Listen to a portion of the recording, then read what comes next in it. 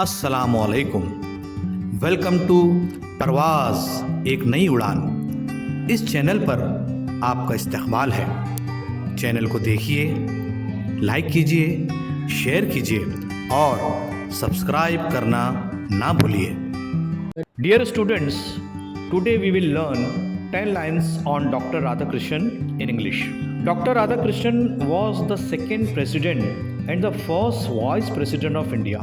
He was born on 5th September 1888 in Tirutani village of Tamil Nadu. He had his primary education at Christian Missionary Institution, Lutheran Mission School. He completed graduation and post-graduation from Madras Christian College. He married with Shivakamu Radhakrishnan in 1904. He received his Bachelor of Arts degree with first class in 1908. Radhakrishnan first meeting with Mahatma Gandhi was in 1915.